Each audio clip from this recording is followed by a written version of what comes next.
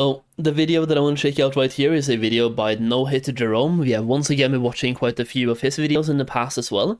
Wow, Cataclysm Classic Best AFK Gold Farms, Cataclysm Classic Gold Farm. So, let's see what he has to say about gold farming.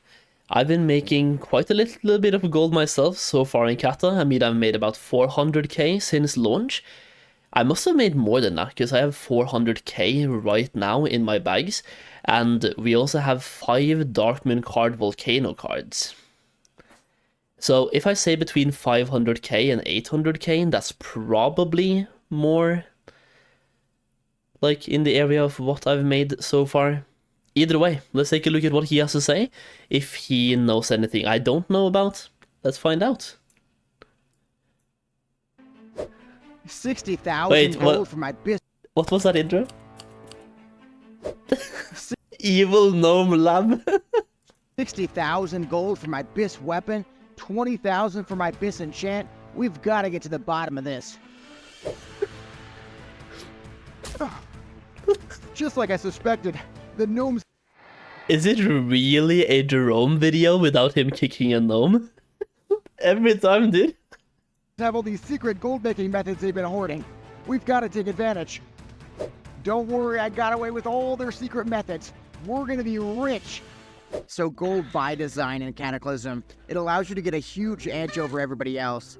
I'm sure you've been eyeing some gorgeous 359 item level near bis pieces, or maybe you've been eyeing that Power Torrent, the landslide enchant, that increases your DPS by hundreds just instantly. See, gold is really the true endgame of Cataclysm, but with 2-3 nights of half-list progression, we really haven't had nearly enough time to farm it. The savvy goldmakers, though, they know about the 4 major pillars of AFK goldmaking that are going to print you money even when you're not playing the game. So first there are those hyper-profitable auction house flips that you can do even when you're half asleep. And since the hard rates are kicking our asses, there's suddenly huge profit to be made from AFK cooking that nobody's talking about. Yeah, then dude, we have cooking the has been methods great. to maximize rewards from all the new in-game systems, even turning your in-game currencies into huge stacks of cash every single week. And if you want low-stress gold really fast, I'll teach you how to run your own trash farm to generate thousands of gold worth of epics every single hour. But first, let's talk about those super AFK auction house flips you can do while you're drinking your cup of coffee. Speaking of those BOE epic farms, by the way, like, I'm gonna throw a tip out there, even though it's not something I'm using myself, and I wouldn't even want people to use it, but I see it being done all the time. People are making a group for BOE farming and hard reserving the first epic. Like, every time I see those groups, I don't join them, but at the same time, they're guaranteed to get an epic, whoever is leading that group. And on the topic of BOEs, I also see people making actual raids. This happened back in ICC as well, by the way. People made ICC groups and reserved all BOEs, including boss BOEs, and people didn't really have a problem with it as long as the pug was good. So be a good leader, search up boss strategies, and then reserve BOEs for yourself. It's a really, like, maybe scummy move, but at the end of the day, you tell people that it's reserved, and then people know what they join. Personally, I would not join those groups, but hey, people joined them, and people didn't have any problems with it in ICC either, apparently. I joined quite a few of those groups myself. I didn't really make one, because I never felt good enough to lead, but I didn't really have a problem with joining one, because I was just there for my loot anyway, and none of my loot was BOE. So I've made over 100,000 gold from enchanting vellums, while other players, they've made their fortunes from transmutes, ebon steel belt crafts, selling cogwheels from engineering, cutting profitable gems, you name it. The problem is, though, that while everybody talks about these methods being awesome gold makers, they never really explain how to actually pick which items to craft, which enchants to make, what gems to cut, what actually even sells on the auction house. The secret that savvy gold makers have, though, this cheat code on their side, it's something you're likely not even using. That tool is the Trade Skill Master desktop app, and you can get it from the link below the video completely for free. So you're going to have to make an account. It takes about 10 seconds to do that. And you're also going to have to set your realm to the realm you are in Cataclysm, so for me that's Fairlina.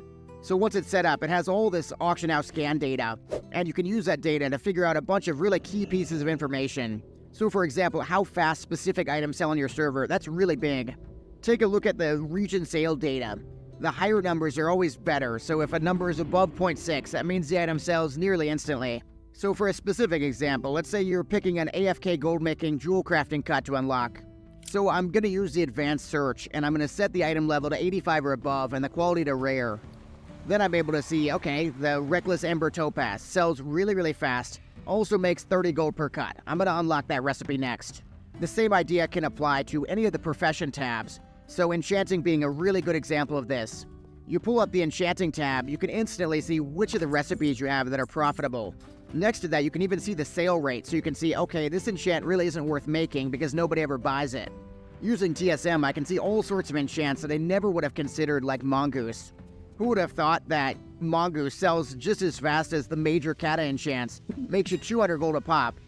You could just be making those automatically while you're watching those AI-generated WoW lifting videos. Okay, so auction house profit's pretty insane, right? The AI-generated WoW lifting videos are great, man. They are so much good. It's so much good content there. It's insane. But cooking profits, even more AFK, even more gold. See, the only... Cooking has been really good because you've been able to, you still are by the way, you're able to get the cooking materials super cheap on the auction house, and when people go out and do their raids, they don't want to do the cooking themselves. They just want to search up the food they need and buy the food and go and raid, and sometimes you make 10 times profit on buying a material and cooking. Like a cooking material can be 1 gold, the food can go for 10. It is insane, the profit margins. Now, making 10 gold per sale, you're not going to get super rich, but then you can sell in quantities. So in those, it's more about the quantities sold than the quality of the item. So you're making 10 gold per sale, but you can get 1,000 sales really fast, versus selling a BOE, for example, you make 10,000 gold per sale, but you only sell it once. The only way to make the new foods is to unlock the cooking recipes at the vendor near the trainer at any major city. You've got to have 500 cooking, though, to make the most profitable new recipes, like the skewered eel. That means you need a 450 recipe, a 475 recipe, and then finally your most profitable 500 recipes. That barrier to entry makes cooking super profitable since very few people want to do all those cooking dailies. To figure out which recipes to buy on my journey to 500, I did a TSM advanced search of level 80 or higher foods, and then I could just check the sale rate and the profit. So I could immediately see Severed Sagefish has the highest sell rate, and that's followed by the Skewered Eel. Knowing that, I was able to unlock those first, and then I could maximize my profit. So now every single night, I'm able to print a few thousand gold, just completely AFK, making those fish. And as I unlock more recipes, my profit's only going to increase. There is a tip, though, to unlock recipes even faster, which is that there is a chance one of the dailies in a city will be 2 tokens. And so you can go to all the different cities until you find a 2-token quest. Theoretically, you could get recipes unlocked a lot faster than if you just sat in Orgrimmar all day and just took whatever they gave you. So in between the flips and the AFK cooking, I'm also taking advantage of all the new systems in Cataclysm that just print money. The first thing I love to take advantage of is Call to Arms. So depending on how active the tank and the heal queues are for RDF, at certain times you can get a free satchel, and that could contain something like a free flask worth over 100 gold, maybe even an epic mount. To make sure I don't miss those Call to Arms, I use an add-on called Call to Arms that works in Kata even though it was designed for Dragonflight. Though if you just want a simple weak R that does the same thing, I'll also link that below the video too. So while you're blasting all those dungeons, you're also going to be generating justice points, and they just don't really have much use once you have all your bisque gear. That's where the NPC Togar in Orgrimmar comes in. For every 1,000 justice points I have, I'm able to buy 20 Elementium ore. That's only about 100 gold, but it's still free money. And the same thing applies to honor. So you can convert honor into gold at the same ratio at the honor trades good NPC.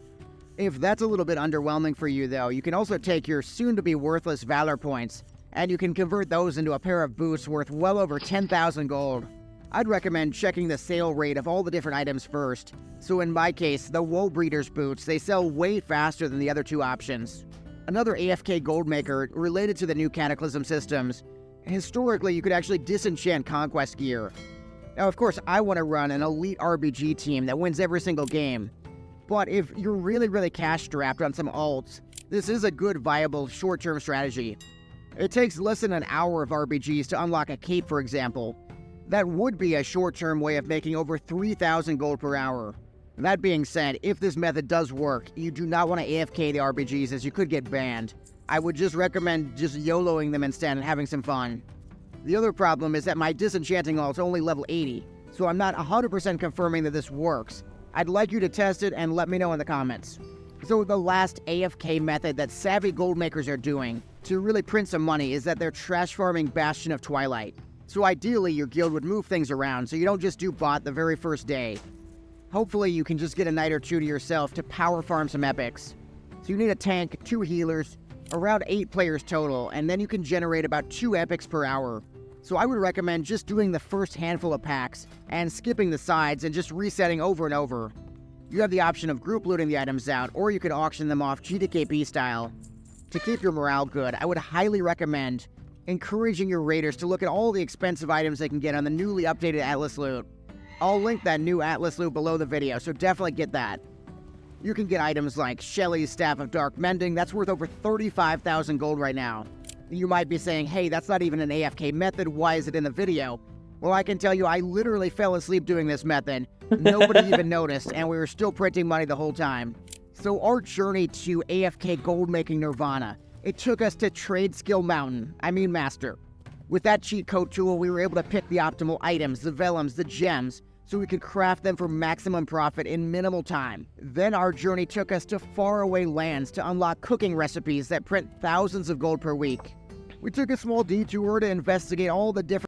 Cooking has been really good so far in Cataclysm, and it's mainly because, it's not mainly, but like one of the big reasons why is the cooking token. It was the same thing in Wrath as well. You had to do it daily, get a token, spend a token on recipes, unlocking recipes, and at the moment a lot of people are opting not to do that. Some people don't even know they exist, even to this day. They have cooking, they have no idea how to get the recipes, and they don't know about the daily quest, they don't know that they exist. So yeah, it's just a lack of knowledge and a lack of care. Like, some people are just rushing the expansion, rushing the raids, rushing their gearing process, and forgetting about professions in that process, and you can capitalize on that. So cooking has been doing really well. Jewel crafting as well was doing really well. And on my server, like, I'm flipping every now and then, and it can do well, but you have to reset the market at the right time. So for example, one of the gems that I'm flipping myself and that I'm crafting because I have the recipe, I'm not going to mention which one, but one of them that I have myself was selling for down to 20 gold per gem. I then reset that on Wednesday with the weekly reset on EU. I reset from 20 gold to 100 gold per gem, and they were still flying off the auction house, because when people buy gems, they don't care what the price is. As long as the price isn't 1,000 gold per gem, as long as it's somewhat cheap, somewhat affordable, they will buy it. Because they want the gem, they got their brand new raid piece from the raid, and they want to get that gem ASAP. No matter what the price is. 10 gold, 50 gold, 100 gold, even 200 gold. They want their gem piece. Different gold printing systems that Cataclysm has to offer, before finally stopping off at Bastion of Twilight to print free epics like Shelly's Staff for tens of thousands of gold. With all these awesome AFK gold makers, I've got to know what your current favorite AFK gold maker is. For me, it's gotta be the cooking. I love how that barrier to entry with the dailies means so much potential profit. Now, I'd like to thank you for watching. Mine is actually the good old prospecting shuffle. Prospecting is back on the table now that Elementium has dropped so low in price, and especially if you keep the green gems and sell them on the days when they are used in dailies. I, for example, flipped the Jaspers from 5 gold each to 18 gold each the day they were used in daily quests, and they were selling really fast as well for 18 gold each.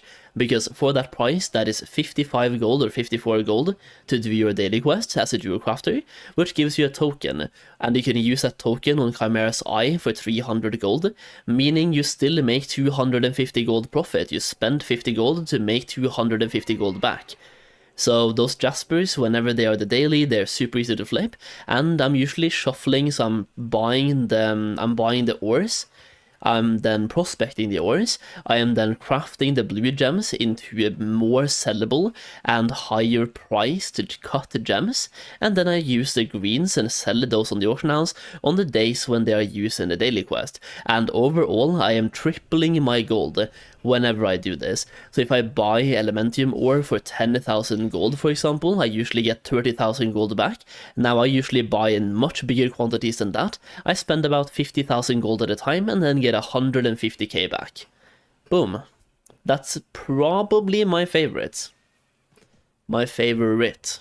Singular. Subscribing won't make Alec here any easier, but it will make him cuter. And if your guild needs to start killing heroics like yesterday, I've got the ultimate guide to fix all your progression problems in record time. Click the video on the screen now. There we go. the classic Jerome stare. Lovely. Good video, man. Good video. He does a really good job of keeping it both informative and entertaining. And I also love the quick recap at the end of the video. Just covering everything really fast as well. In a really entertaining format. And it's a green screen man himself. Like, the editing of his videos has been through the roof. He's doing an insanely good job. Either way, good video, and I believe he's made quite a lot of gold. He said over 100k on only enchanting, so he's doing well. I've made quite a bit on enchanting myself by selling power torrents, for example. I think Jerome, last time we talked, he went for landslide first instead of power torrent. I did the opposite. I went for power torrent first, and I think I made about 50,000 gold on power torrent alone, which is not bad. Either way, good video.